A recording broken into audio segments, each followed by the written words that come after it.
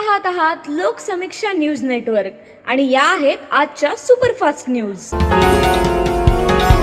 या बातमीपत्राचे प्रायोजक आहेत नंदिनी कलेक्शन, फक्त महिलांचे परिपूर्ण दालन, माऊली निवास, कल्याण मंडपमच्या बाजूस, यशोधन नगर, परभणी। नमस्कार, मी प्रभू दिपके लोकसमीक्षा न्यूज नेटवर्क मध्ये आपलं स्वागत करतो। आपण पाहत आहात परभणीचं एकमेव बातमीपत्र Loksamiksha superfast. Red Apple exclusive MIDC परिसर परभणी। परभणी जिल्ह्यात यंदाच्या पावसाळ्यात अनेक वेळा अतिवृष्टी आणि पूर परिस्थिती निर्माण झाल्यानं शेतकऱ्यांची पिकं आणि शेती उद्ध्वस्त झाली आहे। नुकसान भरपाईसाठी राज्य शासनानं 425 कोटी रुपयाचा निधी वर्ग केला, मात्र 3 महिने उलटूनही जिल्हा प्रशासनानं निधी संबंधिताच्या खात्यावर वर्ग केला नाही। अजूनही 1,60,000 शेतकऱ्यांना नुकसान भरपाईची आर्थिक मदत मिळाली नाही। 83 कोटी रुपयांचा निधी अजूनही जिल्हाधिकारी कार्यालयाकडे अडकून पडलाय। याबाबत महसूल विभागाला वारंवार सूचना देऊनही कार्यवाही होत नसल्यानं आमदार राजेश विटेकर यांनी विधानसभेत हा प्रश्न उपस्थित करून संबंधित महसूल अधिकाऱ्यांवर कारवाई करण्याची मागणी केली आहे। परभणी जिल्ह्यातल्या 7,19,000 अतिवृष्टीबाधित शेतकऱ्यांपैकी आजपर्यंत 5,59,000 शेतकऱ्यांना पीक नुकसानीचं अनुदान वाटप करण्यात आलंय। अनुदान वाटपाची रक्कम 342 कोटी रुपये एवढी आहे। तर शासनानं नुकसान भरपाईचा निधी देऊनही जिल्हा प्रशासनानं 3 महिने उलटले असतानाही 1,60,000 शेतकऱ्यांना अद्यापही नुकसान भरपाई मिळालेली नाही। याविषयी महसूल अधिकाऱ्यांना विचारलं असता KYC आणि सामायिक क्षेत्र अशा अडचणीमुळे निधी वितरण न झाल्याचं सांगण्यात आलं। मात्र महसूल विभागाकडे असलेल्या तहसीलदार, मंडळाधिकारी, तलाठी आदी कर्मचाऱ्यांद्वारे प्रत्यक्ष गाव स्तरावर शिबिर आयोजित करून हा प्रश्न कारवाई का केली नाही अशी विचारणा आमदार राजेश विटेकर यांनी विधानसभेत केली आहे। तसंच कापूस पिकास बागायती पीक निकषाप्रमाणे नुकसान भरपाई द्यावी, शेतीला दिवसा सलग 10 तास वीज पुरवठा उपलब्ध करावा, सोलार पॅनलच्या विविध अडचणीचा तात्काळ निपटारा करावा अशा मागण्या देखील आमदार राजेश विटेकर यांनी केल्या आहेत।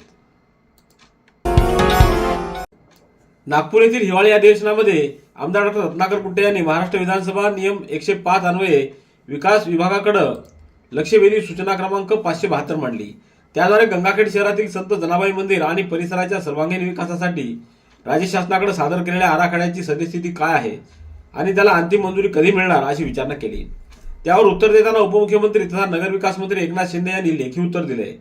त्यानुसार जिल्हाधिकारी परभणी यांच्या 9 डिसेंबर 2025 रोजीच्या पत्रान्वये 48.55 कोटी रुपये इतक्या किमतीचा सुधारित विकास आराखडा सादर केला असून अटीची पूर्तता केल्याची बाब तपासून सदर आराखड्याला अंतिम मान्यता देण्याची बाब शासन स्तरावर सुरू असल्याचं त्यांनी म्हटलंय।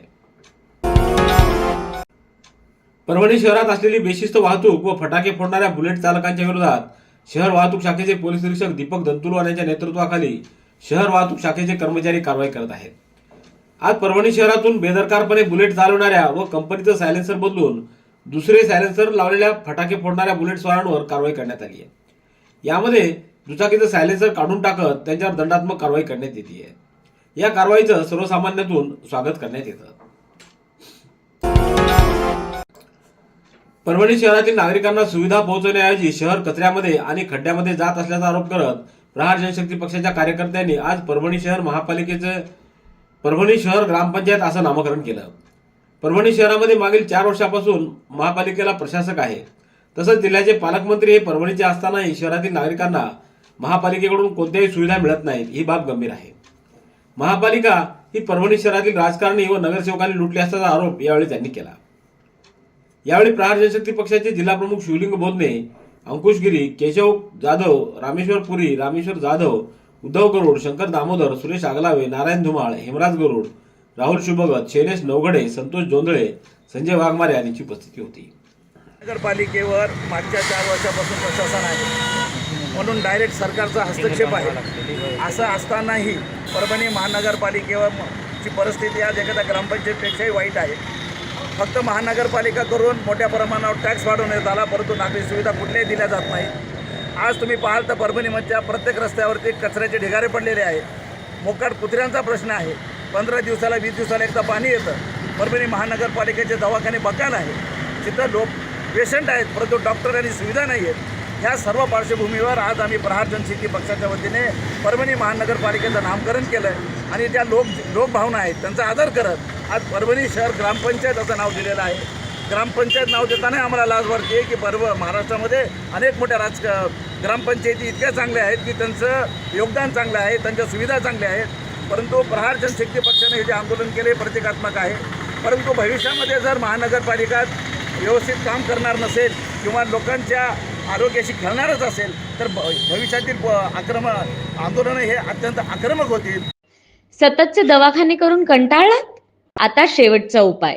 डॉक्टर गोविंद कामटे यांचे बालाजी आयुर्वेदिक निसर्गोपचार केंद्राला भेट द्या.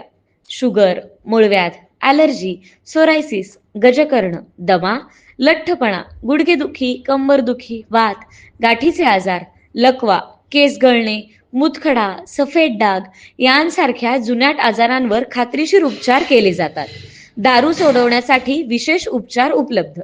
संपर्क डॉक्टर गोविंद कामटे, आयुर्वेद विद्याविशारद, बालाजी आयुर्वेदिक निसर्गोपचार केंद्र, तलाठी कार्यालयाच्या बाजूला, वसमत रोड, परभणी.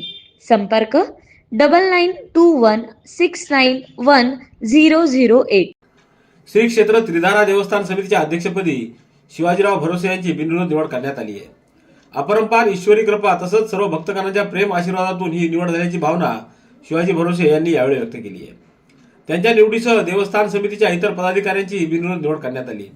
त्यामध्ये सचिवपदी माणिक शिंदे, उपाध्यक्ष ज्ञानोबा जावळे, कोषाध्यक्ष नामदेव चव्हाण, सहसचिव रामेश्वर शिंदे यांची निवड करण्यात आली आहे. अध्यक्षपदाची जबाबदारी स्वीकारताना शिवाजी भरोसे यांनी ही निवड म्हणजे ईश्वरानं दिलेली सेवाधर्म निभावण्याची पवित्र संधी असल्याचं सांगितलं. देवस्थानाचा सर्वांगीण विकास, भक्तांची सेवा तसंच धार्मिक परंपरेचे जतन करण्यासाठी सर्व पदाधिकाऱ्यांच्या सहकार्यानं निष्ठेनं कार्य करण्याचा संकल्प त्यांनी यावेळी व्यक्त केला आहे. या बिनविरोध निवडीनंतर भाविक, मान्यवर व ग्रामस्थांमधून नवनियुक्त अध्यक्ष व सर्व पदाधिकाऱ्यांचं अभिनंदन करण्यात आलंय. पूर्णा तालुक्यातल्या ताडकळस येथील नूतन ग्रामपंचायत कार्यालयाचा लोकार्पण सोहळा नुकताच संपन्न झालाय. या सोहळ्याला जिल्ह्याच्या पालकमंत्र्यांना डावलल्यामुळं भाजपाचे शहराध्यक्ष तथा ग्रामपंचायत सदस्य बालाजी आंबोरे यांनी तसंच माजी सभापती रंगनाथ भोसले, पांडुरंग आंबोरे यांनी या मुख्य कार्यकारिणीकडे यांच्याकडून तक्रार केली आहे. या तक्रारीमध्ये त्यांनी हा लोकार्पण सोहळा केवळ पक्षाचा कार्यक्रम केला असल्याचा आरोप देखील केला आहे. पाथरी तालुक्यातल्या रेणापूर पाटीजवळ राज्य महामार्ग 61 वर 12 डिसेंबर रोजी रात्री 10 वाजण्याच्या सुमाराला 2 जड वाहनांची समोरासमोर भीषण धडक झाली. यात एकाचा जागीच मृत्यू झालाय.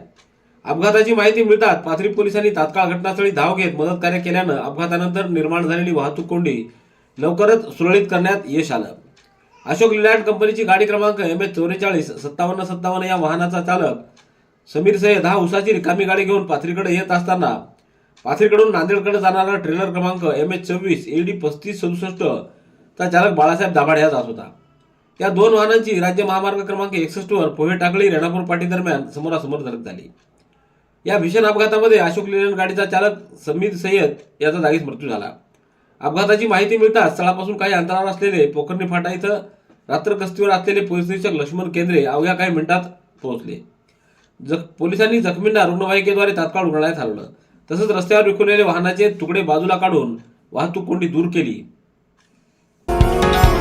Red Apple furniture, smart furniture for smart people. Exclusive Parbhani शहरातील भव्य शोरूम रेड ॲपल एक्सक्लुझिव्ह. भारतातील स्मार्ट फर्निचर ब्रँड आता आपल्या परभणी शहरामध्ये. हो, आता आपल्या परभणी शहरामध्ये. या अंतर्गत ऑफिस, बेडरूम, डायनिंग, लिव्हिंग इत्यादी प्रकारचे फर्निचर आपणास मिळेल. Bedroom set, bed, dressing table, sofa set, कपाट, डायनिंग टेबल, टीपॉय आणि स्टील फर्निचर इत्यादी सर्व प्रकारचे फर्निचर तेही आकर्षक किमतीमध्ये उपलब्ध आहे. एक वेळ अवश्य भेट द्या. रेड ॲपल फर्निचर, MIDC परिसर, भारतीय स्टेट बँकेच्या जवळ, परभणी. पूर्णा नगरपालिकेच्या सार्वत्रिक निवडणुकीअंतर्गत 2 डिसेंबर रोजी मतदान प्रक्रिया पार पडली आहे. तसंच प्रभाग क्रमांक 1B आणि 10B या 2 प्रभागातील मतदान 20 डिसेंबर रोजी होणार आहे. या सर्व निवडणुकीची मतमोजणी 21 डिसेंबर रोजी होणार असून पूर्णा इथं सकाळी 10 वाजता ही मतमोजणी होईल. मतमोजणी प्रक्रियेबाबत मार्गदर्शन करण्यासाठी तसंच मतमोजणी प्रतिनिधी नेमणूक याबाबत सविस्तर सूचना देण्यासाठी 15 डिसेंबर रोजी सकाळी 11 वाजता तहसील कार्यालयात सर्व उमेदवारांची विशेष बैठक आयोजित करण्यात आली आहे. या बैठकीत सर्व उमेदवार किंवा त्यांच्या निवडणूक प्रतिनिधींनी उपस्थित राहावं असं आवाहन करण्यात आलं आहे. तर अध्यक्षपदाच्या उमेदवारांना 2 मतमोजणी प्रतिनिधी तर सदस्यपदाच्या उमेदवारांना 1 मतमोजणी प्रतिनिधी नेमण्याची परवानगी देण्यात आली आहे. त्यासाठी 20 नमुन्यातील अर्ज, प्रतिनिधीचे 2 पासपोर्ट फोटो आणि आधार कार्डची छायांकित प्रत बैठकीवेळी सोबत आणावी असं आवाहन देखील करण्यात आलं आहे. भारतीय जनता पार्टी परभणी महानगरच्या वतीनं शहर महानगरपालिका निवडणूक 2025च्या अनुषंगानं इच्छुक उमेदवारांच्या मुलाखती आयोजित करण्यात आल्या आहेत. या मुलाखती पालकमंत्री मेघना बोर्डीकर, मराठवाडा संघटन मंत्री संजय कोडगे, निवडणूक प्रमुख सुरेश वरपुडकर, माजी आमदार रामप्रसाद बोर्डीकर, भाजपा परभणी महानगर जिल्हाध्यक्ष शिवाजी भरोसे, डॉक्टर केदार खटिंग यांच्या प्रमुख उपस्थितीत पार पडणार आहेत. परभणी शहरातील सर्व इच्छुक उमेदवारांनी 14 डिसेंबर रोजी सकाळी 10 वाजता भारतीय जनता पार्टी मध्यवर्ती संपर्क कार्यालय संजीवनी पेट्रोल पंपाच्या बाजूला इथं उपस्थित राहावं असं आवाहन जिल्हाध्यक्ष शिवाजीराव भरोसे यांनी केलं आहे. परभणी एसटी आगारामध्ये गोपीनाथ मुंडे यांच्या 67व्या जयंतीनिमित्त अभिवादन कार्यक्रम संपन्न झाला. यावेळी अध्यक्षस्थानी आगार प्रमुख भोंडवे हे होते.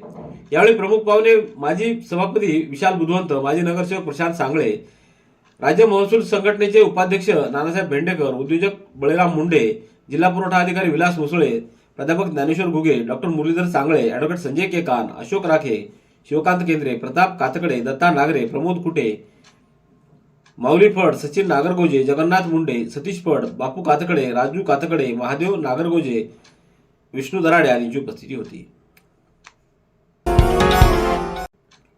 परभणीहून बीडकडे जाणाऱ्या एसटी महामंडळाच्या बसच्या चाकाचे सर्व नट झालत्या गाडीमध्ये निखळून पडल्याची धक्कादायक घटना घडली.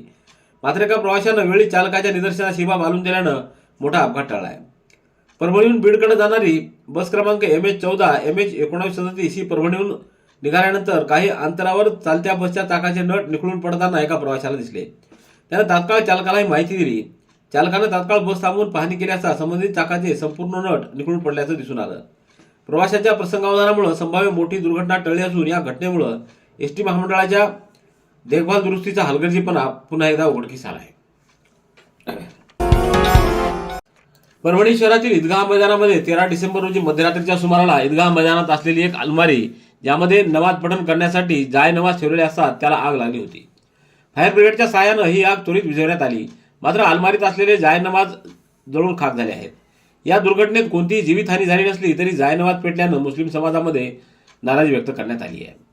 तर स्थानिक दुकानदारांच्या मते या भागामध्ये संध्याकाळी टवारखोर मुलं सिगरेट पिण्यासाठी व थंडीमुळे या परिसरात अनेक वेळा शेकोट्या करण्यासाठी बसत असतात.